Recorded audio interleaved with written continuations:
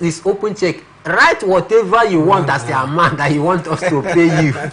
But he turned it down. He rather preferred to go to the League One. And League One, he saw his, president. He wasn't really at home in League One. And he spent less than 2 seasons before he left. And he didn't want to come to top European, club again. He decided to go to the, American League out there, where he will not have any chance of meeting with Barcelona again. To tell you the kind of passion that he has for the. So Andres Iniesta falls in among some of those dedicated and passionate players that have, given their life for a certain club. And of course, a childhood, being on the Academy of La Masia, one of the best academy in the world, grew up from there. Your day-to-day activity, in fact, the culture, the in and out of that. He wanted to go to China and make money. No, there are other teams in Europe that would have even cost heavy amount compared to what even Japan was even paying to him. Let's take a dive now, before we go on a short break, to his international career. When you compare and contrast what he did with Barca, that period, will you say he was also very successful as a community man? We call them community because of the background to which they come from. Will you think that knowing a man who comes from who has a very lovely time too with his national team, do you think he was a true patriotic Spaniard? Yeah, definitely. Andres Iniesta was one of those players that always want to represent his national team. He always want to make sure that he plays for the badge of the Spanish national team. Always available for call-ups when fit, and we always see him play with that passion and determination, that love. He always shows that love when he's representing the Spain senior national team. And let's not forget that he was very, very successful for his national team as well. The international tournaments come every 4 years, and it's not like the club-sized football that you always have time to train with your teammates and have time to play, have amount of time to even recover. But these international tournaments come in a period of 4 years, and within the time Andres Iniesta played, he amounted a lot of success playing for the Spain senior national team. I think he won 2 European championships with them, 2008 as well as the 2012 Euros as well. And he was instrumental for the Spain senior national team. Let's not forget, we all know his impact in the 2010 FIFA World Cup over there in South Africa, giving Spain the winner as well. So I want to believe, and I will say that Andres Iniesta, he actually committed and he played well for the Spain senior national team. Mike, you agree with him? Yes, of course. I think you can't also forget some of the highlights, of Andres Iniesta in one of, those days at the Spanish national team. He winning the UEFA Championship in 2008, just like a miracle stated there. Very accurate. 2012 also did the same feat, and of course, you can't forget, that Vuvuzela sound as South Africa. Whenever you remember Vuvuzela, what comes to your mind is the World Cup, and the next man is the poster boy, which is Andres Iniesta. Coming in to score that late-minute goal was more like the height of the World Cup out there, and that is why, the Vuvuzela, sound or trumpet comes, in the same line with that goal scored by Andres Iniesta. So for me, the man has been very, very successful for the Spanish national team. Of course, when you remember the World Cup final in 2010, when he actually scored that winning goal, the last thing he did was to kiss the badge of the Spanish national team, clearly telling you that he has a lot of love. And of course, take a look at his background at the Catalonian community. He has been able to do some charity work out there, investing a whole lot in order to give back to the society. This is clearly telling you of a man that truly understands what it means for you to come out from a certain neighborhood where, life was so difficult for some of his peers out there, but then he was able to climb up the ladder and became successful. Then he never forgets some of those who were still living at the trenches, trying to make an estimate, and that is why he still go back to give back to the community out there. So he's truly a boyhood, man as it is right now, who truly understands the need to give back to the society. So for me, I totally want to agree that he is a core boyhood Catalonian. Core boyhood Catalonia, and much has been said, but now that he is retired, miracle, what next for Andres Iniesta go to coaching, do consultation, or become a football journalist? All those they want to live, and I mean, truly, they have enough time. Footballers have enough time. I maybe not enough time to move around when they are playing, but enough time to do other things aside football. Yeah. Okay, so it is possible that a footballer at the age from 35, he was already thinking, okay, as I leave, what will be the next thing? Some of the former Manchester United captain is now a journalist. Former Tottenham Hotspur player, a journalist with the renowned TV channels, and then just mention them. We have a couple of them who feature week in, week out, for in the big channel there that show them in the English Premier League. But do you think that he can be a good coach, or maybe go into journalism? Yeah, for me, as clearly stated, he actually showed them the love. He also he actually stated that he wants to go into coaching, but I want to believe that yes, he needs to take a little bit of time, because he can't just venture into coaching. I think he needs some various certificates as well for enable you going into coaching. So I feel like maybe maybe he has been taking those coaching courses even behind the scenes that we don't know about yet. We've known that Spanish managers as well as Italian managers, German managers of recent and in recent history have actually or players have actually come out to become good coaches. We've seen the likes of Xabi Alonso, we've seen the likes of, you can name them, the likes of Antonio Conte, the likes of Ancelotti, ex-players that have come out to become good coaches. It's only in England that we see few ex-players that have actually come out to become successful coaches. We maybe always see those English ex-players go into journalism and the rise and TV influencing and the likes. But when you see Italian players, German players as well as Spanish players, you also you always see them venturing into coaching, and majority of them actually come out successful. So I want to believe that Andres Iniesta will be one of those players or ex-players that will eventually become successful managers in the future. Mike, just like you said, if Italian ex-players, German, and then of course the what do you call the other players are delving into coaches, and the English players are delving into sports punditry. What about the Nigerian players? What are they doing? Okay, well that's what I think Nigerian players, they are into business and maybe just business and politics. Maybe just into business and politics. We've seen Joseph Yobo delve into politics and the rest of it. Maybe just of recent when we see Mikel Obi establishing the Mikel Obi One podcast and all of that. But heading back to the issue of Andres Iniesta and his coaching idea, I think there is no other way that I am thinking is going to go. He has made it very clear he wants to go into coaching. And if you actually take a look at the Spanish players, they are very, very good in coaching. You can roll out some names. Talk about Unai Emery, very good coach, a Spaniard. Talk about Xavi Alonso, very good coach, a Spaniard. Pep Guardiola, a Spaniard, very good coach. So you can mention some of the Cesc Fabregas, brought in Como from relegation, and they brought them back to the Italians, and they are doing great things.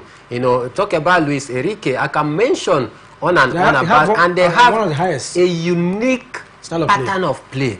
That is one thing about Spanish. But you talk about English ex-player. They are just good in those, punditry, because they are always good at trying to use their mouth to play the round leader game than using their foot. But so for me, I think Andres Iniesta is going to make for a good coach. Even his pair, talking about Javi Hernandez, was also, or is also a good coach as well. So I think he's going to be a very successful coach. Talking about Andres, Javi Hernandez, where is he now?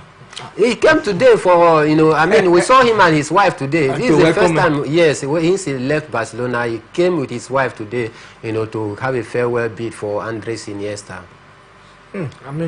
It's been a long time. I haven't set my eyes on him, and no, he's still looking very fresh and young. Very, very young. I hope that he will continue coaching, because I want to see him delve into more coaching. Yes, definitely. Because I expect that by now, with what he did with Barca, he should not stay without coaching. It's too early for him to go on sabbatical. Yeah, no, he's not looking for a job either. He just wants to take a rest. Taking a look at the way he left the Barca because of Barca authority thought that he was too outspoken. He wanted to reveal so many secrets to the public out there, which for me I think wasn't good. Barca have a philosophy. They know there's the way they plan their things. And for me, being part and parcel of that Barca, you should understand their thought philosophy. It will also work in line. You don't just come to the media to actually say so many things which are not, supposed to be exposed in the media out there. So for me, I think he's just taking out his time. Very soon, you will see him bounce back on the touchline. All right, away from that now, let's talk about basketball. We saw LeBron James and Bronny James made history in the NBA, becoming the first father-son duo to play together on the same team during the Los Angeles Lakers preseason game against the Phoenix Suns. If you look at Bronny, he's 20 years old, and of course he's the father.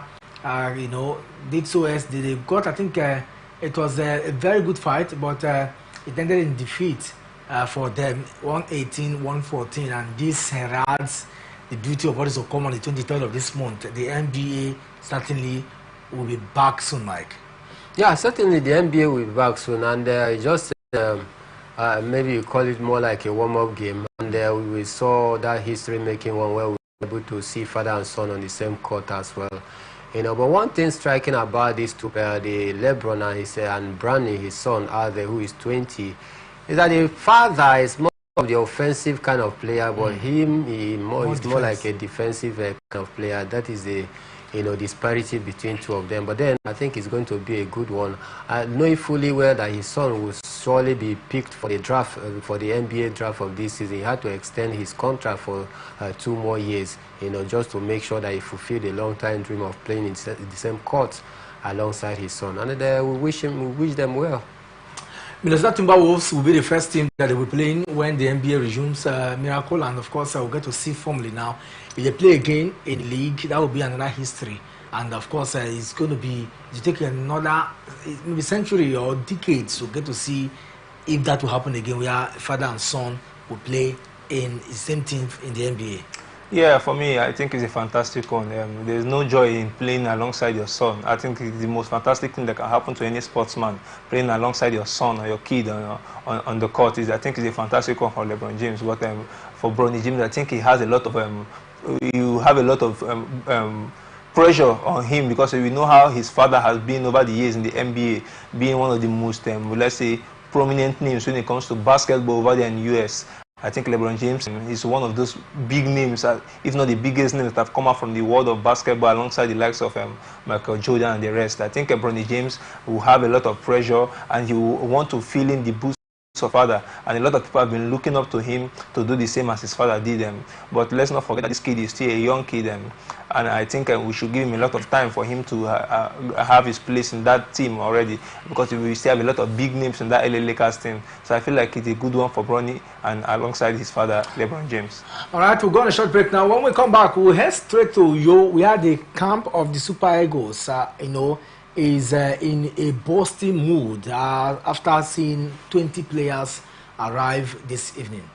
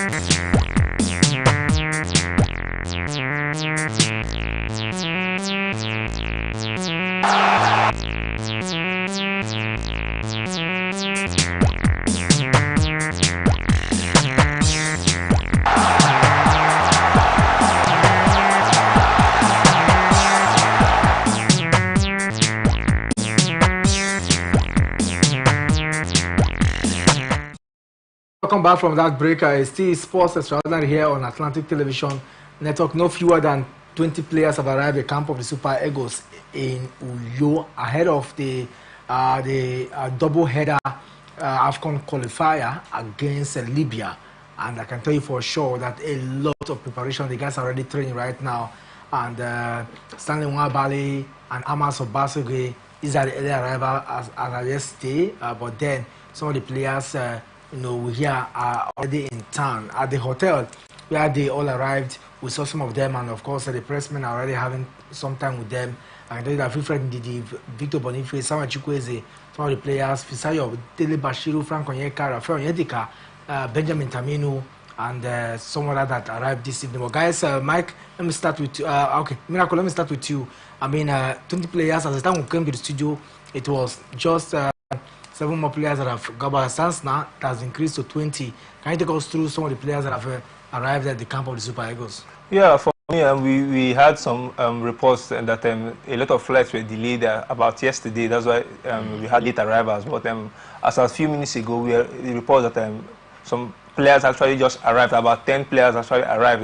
Majority of those players coming from England as a whole. The likes of Taiwan Awoni, the likes of what's his name now, Alex. He will be the likes of Ola Aina. These are other defenders that plays for the West Brom.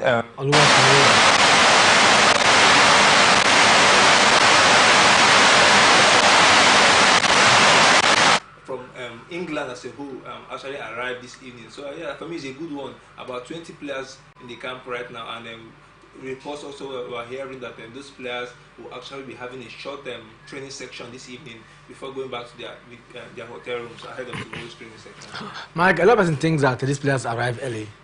In your own point of view, a game you have on Friday, players arrived on Tuesday evening, so they have barely maybe tomorrow and Thursday to train. Is that enough to fine-tune plans for the game against the Mediterranean Knights?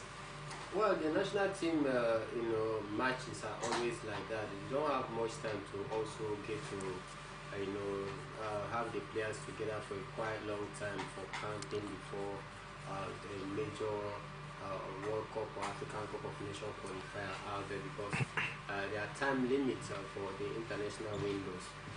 Some of them just played during the week for their different club sides out there. So you should expect them to start hitting camp early. In fact, as at Monday when the camp opened, some of the players started hitting camp. If not for the delayed flight, maybe by this morning, all these 20 players, or even all of them, would have been in the camp. But then, because of the delay in flight, it was 9 players that was actually in camp this morning. But this afternoon, or this evening rather, they've actually complemented that number to about 20, which for me, it is quite very timely report for the Super Eagles players. I think we are beginning to see a different attitude from the players this time around under the leadership of Osile Guagua, and it clearly tells you of their dedication, readiness to change, the narrative, because they truly understand the situation that Nigeria is in the World Cup qualifying, issue, and that is why they don't want to provoke so many Nigerians. Don't forget that Nigerian Super Eagles fans, they are one of the most critical fans alongside the English fans as well. So Super Eagles fans, they know all the social media handles of Super Eagles players, and so that when you are called up for national duty and begin to show off, they come directly to your handle to lampoon you and even bring you outside to the media so that people will get to know what you are. So for me, they are very much aware about how football means so much to Nigerians, and that is why they have a change of attitude right now, coming to come very early. I think for me, it's a very nice one. Miracle, a lot of people would think that since we do not have Victor Osimhen part of the team, goal scoring chances given to Victor Boniface have not been really glaring as compared to what transpired the last time. Do you think that this man, I saw him laughing in the arrival, you think that he's internally saying, I'm going to be the man to hold on to the top stick, knowing fully well that he scores with his club? Unfortunately, I do not know why it's been difficult to transmit that form, to when he's playing and score, because he's good anyway. Boniface is good, but transmitting that form of scoring to the national team, there's this gap, and I'm thinking how Austin Eguavoen can help fill up that gap. Yeah, for me, Victor Boniface has showed how important he can be for the Bayer Leverkusen team, being the .9 and .1 for that particular team.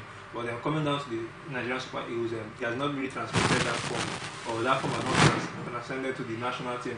And for me, I want to believe that this time around, Victor Boniface will want to prove his doubters wrong and actually perform and actually get his goal scoring boot ready for him to play for the Nigerian Super Eagles, because I think he's been very, very active on social media of late, and we know how these Nigerian fans can be at times. When you don't perform, then go back to lambast you. So I think him being that active on social media, he should be also ready to be active also on the pitch of play for the Nigerian Super Eagles. This qualifying games will be another chance for him to prove his worth and for him to prove himself for the national team. So I think it all depends on the coach if he'll be able to start him. But for me, for now, I think Coach Augustine Eguavoen still backs Victor Boniface, and he still has confidence in him.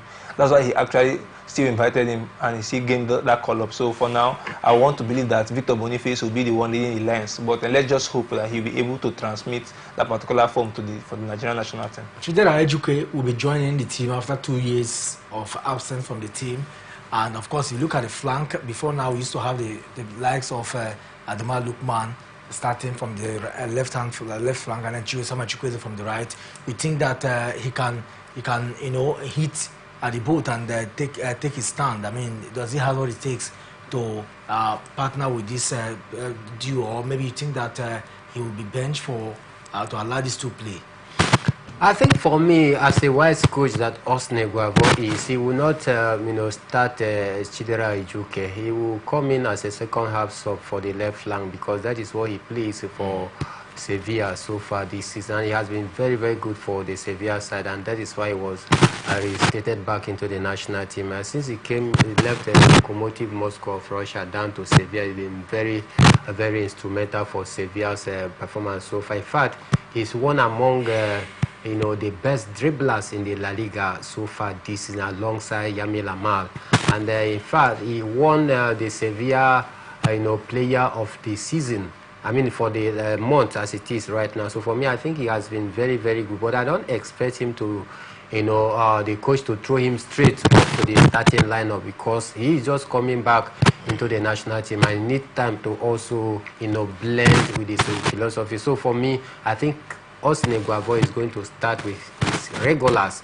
Lukman Ademola on the left flank, Samuel Chukwueze on the right flank. Maybe second half, you can decide to sub Lukman Ademola, and by then, maybe Nigeria would have been up to 3 or 2 goals, and you can bring him on the second half.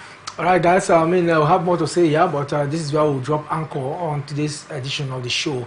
We'll have more to talk about the Super Eagles from tomorrow, where we'll take a look at the tactical plans of the coaches. And on a lighter note, Mike, before we leave the show, I just hope that the riff between Ogunmo Dede and the Fidelis will not play in the Super Eagles Cup. No, I do not think so. They do not think so. They might have even settled their differences. Of course, you saw them welcoming the last batch of players that just arrived this evening. They were in a very happy and cheery mood. So I think that have gone aside with anything. And constantly, I mean, he was also lamenting about something transferred similarly also happened to Ogunmo Dede in the last game, where he said that they don't care about players' life, And more like he was really lamenting about what his contemporaries, Fidelis lamented about him, a few weeks ago. Yeah, more like it. But then these are things that you should expect as a coach in the dugout out there. You are not always happy when your team get to lose out there. It's just like a coach like in the form of Jose Mourinho. When the result does not go your way, there is no how a good coach will be very happy about it. He must also express your anger, but then he lives on the pitch of play. After the pitch of play, life goes on. Because don't forget, after their rift between Fidelis Ilechukwu and Daniel Ogunmo Dede, Daniel Ogunmo Dede, when he was interviewed, said that Fidelis Ilechukwu is still his friend. So for me, I think they've kept that aside. This is national assignment. If need be for any acrimony among these two, I don't think it is national team, no, they will come and continue their fight. Our sports extraordinaire goes to that man for doing the needful and also picking those points. Ogo Odaudu and his team were in fantastic form, winning the basketball championship after many months. And Mike, I do not know how far you followed that particular basketball championship, but River Supers with Ogo Odaudu, yes, they showed that they are not just they're not a team at the level of the Nigerian league, but a team that will always go back to winning ways, regardless of the time they are far away from playing.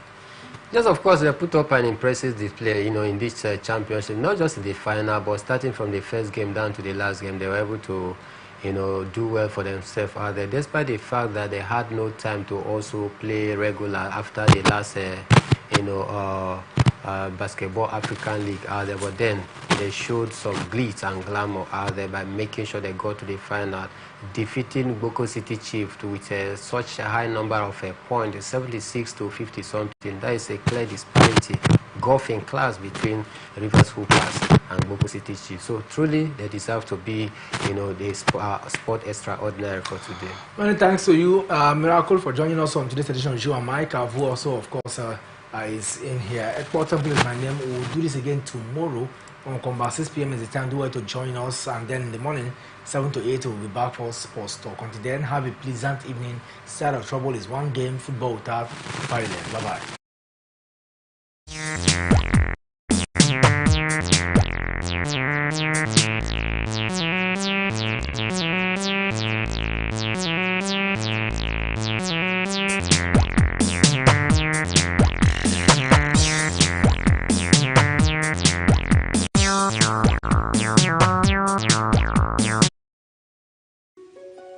The people of Maiduguri need your help. A catastrophic flood has engulfed the city, leaving over 1 million residents stranded and fighting for